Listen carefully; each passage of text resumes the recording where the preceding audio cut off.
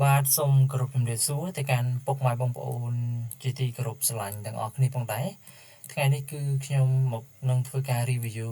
ទៅលើប្រភេទ mode ផ្ទះ Villa ទឿននេះដើម្បីធ្វើការចែកជូនទៅកាន់ពុកម៉ែបងប្អូនទាំងអស់គ្នាដើម្បីជាគំរូ mode ដើម្បីជា concept សម្រាប់ពុកម៉ែបងប្អូនទាំងអស់គ្នាយកទៅធ្វើការសាងសង់បន្តអញ្ចឹងណាអញ្ចឹងសម្រាប់គម្រោងប្រភេទផ្ទះ Villa ទឿននេះគឺជាការ design និងការរៀបចំឡើងដោយក្រុមការងាររបស់ខ្ញុំផ្ទាល់ផងដែរសម្រាប់គម្រោង mode នេះផងដែរគឺយើងបានធ្វើការសិក្សាប្លង់និងគូសប្លង់ទៅឲ្យខាងអតិថិជនអញ្ចឹងថ្ងៃនេះខ្ញុំសូមធ្វើការ review នៅប្រភេទ mode ផ្ទះ Villa ទឿននេះដើម្បីធ្វើការចែករំលែកទៅកាន់ពុកម៉ែបងប្អូនទាំងអស់គ្នាផងដែរអញ្ចឹងមុននឹងឈានចូលទៅដល់ការងារមួយចំនួនខ្ញុំសូមធ្វើការ review បន្តិចអញ្ចឹងពាក់ព័ន្ធជាមួយនឹងក្រុមការងាររបស់ខ្ញុំក៏មានទទួលសិក្សាគម្រោងប្លង់ទទួលគូសប្លង់ទទួលលើកតម្លៃសាងសង់ទទួលប្រឹក្សាយោបល់ម៉ូដប្លង់ហើយនឹងទទួលមកការសាងសង់ផងដែរអញ្ចឹងឥឡូវនេះខ្ញុំនឹងមកធ្វើការ review ទៅលើប្រភេទម៉ូដផ្ទះ Villa ទឿននេះដើម្បីធ្វើការចែកជូនទៅកាន់ពុកម៉ែបងប្អូនទាំងអស់គ្នាផងដែរអញ្ចឹងសម្រាប់ប្រភេទម៉ូដផ្ទះ Villa ទឿននេះគឺមានទំហំ6.2 ម៉ែត្រគុណជាមួយនឹង14.2 ម៉ែត្រហើយសម្រាប់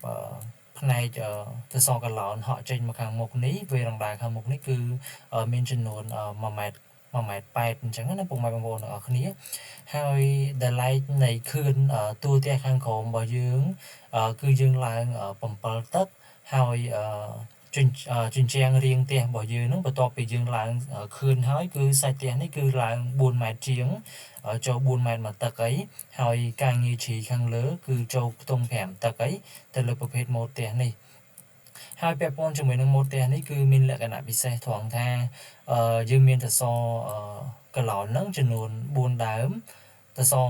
កឡោនខាងសងខាងនេះគឺជាប្រភេទសសរកឡោនយើងមានការងារជ្រីហើយសម្រាប់សសរកឡោននៅផ្នែក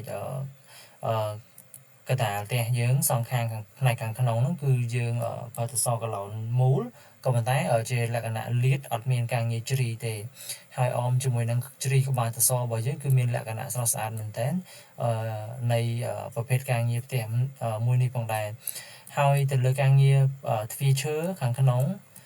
គឺយើងបំពាក់ជាមួយនឹងការងារទ្វារឈើហើយមានកញ្ចក់បង្អួចកោងនៅផ្នែកខាងមុខហើយលក្ខណៈពិសេសនៃផ្ទះហ្នឹងមួយទៀតគឺផ្នែកដំបូលខាងលើហ្នឹងគឺយើងប្រើពណ៌ជាលក្ខណៈពណ៌មង្ឃុតចាស់បន្តិចហីពាក់ព័ន្ធជាមួយនឹងប្រភេទម៉ូដផ្ទះនេះ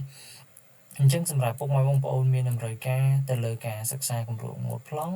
ពុកម៉ែបងប្អូនអាចធ្វើការទំនាក់ទំនងមកកាន់ក្រុមការងារខ្ញុំបានទៅលើលេខទូរស័ព្ទដែលខ្ញុំបានធ្វើការភ្ជាប់នៅក្នុង description ខាងលើនឹងអញ្ចឹងណាពុកម៉ែបងប្អូនទាំងអស់គ្នាហើយប្រភេទផ្ទះនេះគឺយើងមានទ្វារចេញមកផ្នែកខាងឆ្វេងនៃផ្នែកតួផ្ទះអញ្ចឹងខ្ញុំនឹងទៅបង្ហាញខ្លះពាក់ព័ន្ធជាមួយនឹងការងារបន្ទប់ខាងក្នុងបន្តិចដើម្បីធ្វើការចែកម្លែកទៅកាន់ពុកម៉ែបងប្អូនទាំងអស់គ្នាពីបន្ទប់ផ្នែកខាងក្នុងបន្តិចអញ្ចឹងបន្ទប់ផ្នែកខាងក្នុងរបស់យើងគឺយើងមានចំនួន3បន្ទប់គេងមានចំនួន4បន្ទប់ទឹកអញ្ចឹងមានថាបន្ទប់ទឹកនៅផ្នែកខាងក្រៅនេះគឺជាបន្ទប់ទឹកដែលយើងប្រើប្រាស់រួមហើយចន្លោះនេះគឺជាចន្លោះផ្នែកផ្ទះបាយតែយើងធ្វើការដកនៅកន្លែងស៊ីងលាងចានអីចេញបានហើយចេញបាត់ហើយអញ្ចឹងយើងនៅសល់តែផ្នែកលាតនេះទេហើយផ្នែកខាងមុខនេះគឺជាកន្លែងទទួលភ្ញៀវហើយនេះបន្ទប់មេគ្រួសារអញ្ចឹងថាបន្ទប់នីមួយៗគឺយើងបំពាក់បន្ទប់ទឹកនៅខាងក្នុងអញ្ចឹងសម្រាប់ការងារផ្ទះនេះជាក់ស្ដែងពុកម៉ែបងប្អូនយើងធ្វើ option ផ្ទះបាយនៅខាងក្រៅក៏បានយើងចង់ធ្វើ option ផ្ទះបាយនៅក្នុងសាច់ផ្ទះផ្ទាល់ក៏បានដែរអញ្ចឹងទៅលើតម្រូវការរបស់ពុកម៉ែបងប្អូនជាក់ស្ដែងអញ្ចឹងណាអញ្ចឹងសម្រាប់ខ្ញុំដូចជាអត់មានអ្វីច្រើនទេដើម្បីធ្វើការចែកម្លែកគឺខ្ញុំមានតែការងារមួយចំនួនក៏ដូចជា concept ប្លង់មួយចំនួនដើម្បីធ្វើការចែកជូនទៅកាន់ពុកម៉ែបងប្អូនទាំងអស់គ្នាតែប៉ុណ្ណឹងអញ្ចឹងខ្ញុំសូមធ្វើការបញ្ចប់វីដេអូនេះត្រឹមតែប៉ុណ្ណេះអរគុណច្រើនពុកម៉ែបងប្អូនទាំងអស់គ្នា